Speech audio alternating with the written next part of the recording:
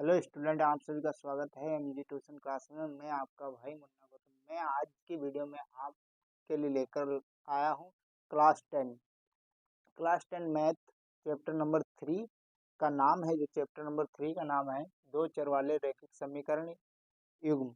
मतलब इस वीडियो में मैं आप लोगों को चैप्टर नंबर 3 के जितने भी आप लोगों के डाउट अभी तक जो रहे हैं वो सारे डाउट क्लियर करने वाला हूँ।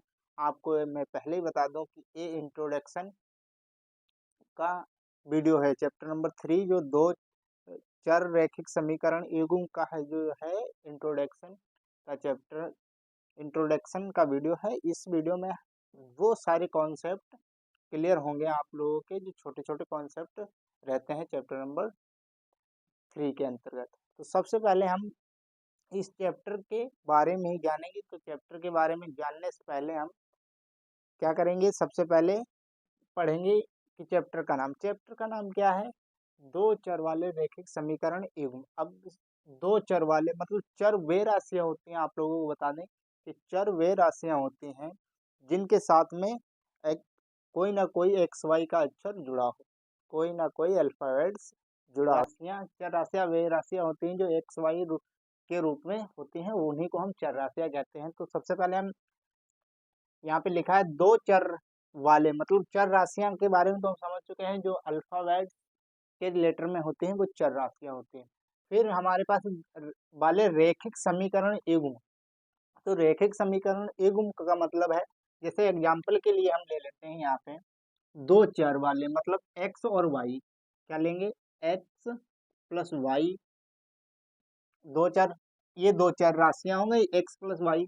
रेख समीकरण, समीकरण बराबर मतलब जीरो लगा देंगे तो ये समीकरण।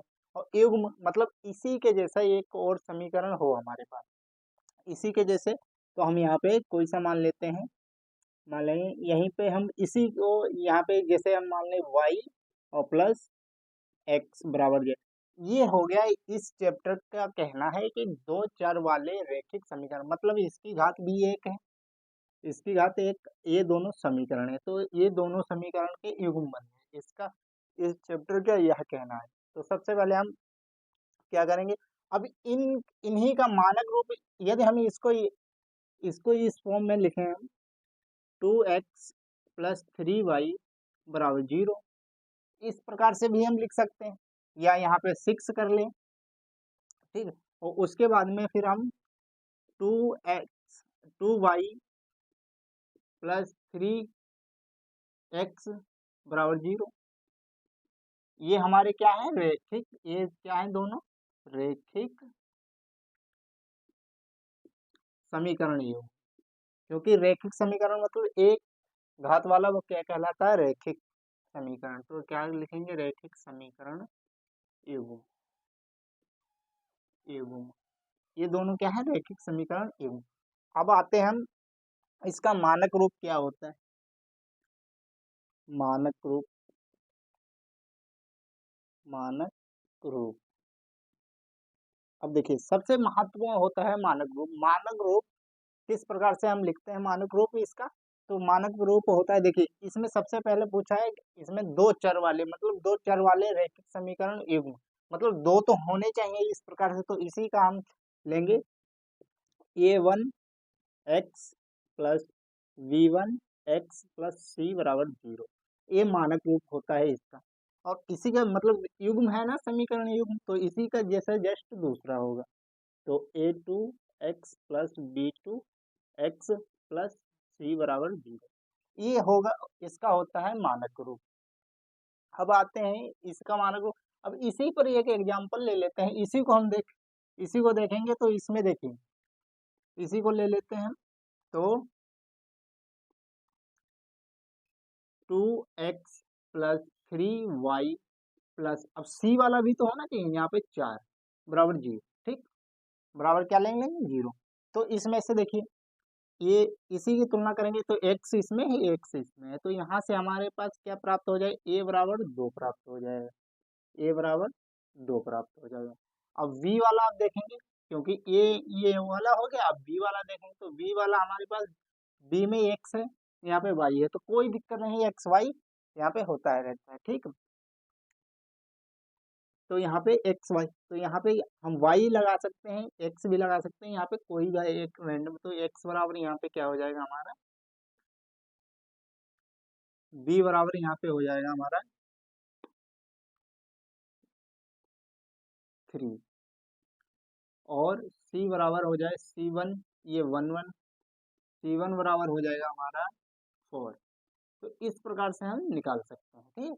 ये हमारे गुणनखंड निकल के आ गए, गुणनफल इसके। तो इसी प्रकार से हम इसके भी दूसरे वाले के भी निकाल सकते हैं। 2y प्लस 2x+4 बराबर 0। इस प्रकार से हम इसका भी निकाल सकते हैं। देखिए तो ये 2 बराबर हमारा यहाँ से निकल के आ जाएगा 2, और v2 बराबर हमारा निकल के आ जाएगा यहाँ से 3, और c बराबर यहाँ से निकल के आ जाएगा हमारा 4, c2 बराबर। तो इस प्रकार से हमें इसके गुणनखंड निकाल सकते हैं। अब इन्हें सॉल्व करने के लिए इस चैप्टर में 3 विधियां दे रखी हैं, तो उन विधियों को हम इसी वीडियो में बहुत ही आसानी तरीके से समझेंगे। सबसे नंबर 1 विधि होती है आलेखन विधि। कौन सी? आलेखन विधि। तो इन सवालों को सॉल्व करने के लिए निम्न रैखिक समीकरण को सॉल्व करने की विधि, रैखिक समीकरण को हल करने की 3 विधि। अब विधियां कौन कौन सी? तो नंबर 1 हम यहाँ पे लिखते हैं, नंबर 1 आलेखन विधि, आलेखनी, आलेख, आलेखी विधि। अब आलेखी विधि को ग्राफी विधि भी कहते हैं। क्या कहते हैं? ग्राफी विधि। आलेखी विधि को ग्राफी विधि के नाम से भी जानते हैं, और दूसरी विलोपन विधि, विलोपन विधि, और नंबर 3 है विस्थापन विधि, विस्थापन विधि। ये जो रैखिक समीकरण को सॉल्व करने के लिए इस चैप्टर के अंतर्गत 3 विधियां हैं। तो इन तीनों विधियों को हम एक एक बारी से जानेंगे अगले वीडियो में जो आएगा आप लोगों के साथ समझ। तो आज की वीडियो में इतना ही, और अगर आप लोगों को इसमें से कोई सा एक कॉन्सेप्ट में कोई भी डाउट हो तो आप लोग कमेंट करके हमको जरूर बता देंगे, और एक बार इसको पुनः हम समझ लेते हैं। तो समझने के लिए देखिए, सबसे पहले चैप्टर ने क्या बोला है, 2 चर वाले रैखिक समीकरण। रैखिक का मतलब होता है एक घात वाला समीकरण। तो सबसे पहले हमने एक घात वाला समीकरण लिया 2x+3y बराबर 0, क्योंकि समीकरण क्या होता है, बराबर के लिए समीकरण होता है। तो और युग्म, युग्म मतलब एक ही जैसा दो होने चाहिए, दो युग्म मतलब जोड़ा।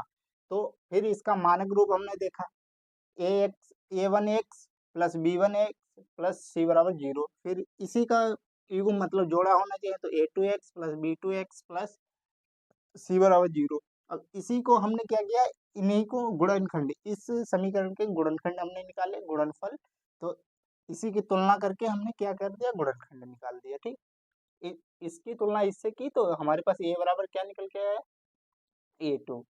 फिर इसके बाद फिर क्या है हमारे पास, रैखिक समीकरण को हल करने की 3 विधियां। 3 विधियां इसमें कौन कौन सी है, आलेखनी विधि, मतलब जिसे हम कहते हैं ग्राफी विधि, फिर विलोपन विधि, और विस्थापन विधि। बस इससे ज्यादा ही इस चैप्टर में कुछ भी नहीं है, और इन सभी विधियों को हम बारी बारी से अगले वीडियो में समझाएंगे आप लोगों के लिए। तब तक के लिए जय हिंद, और अगर वीडियो अच्छा लगे तो वीडियो को लाइक एंड चैनल को सब्सक्राइब करना ना भूलें।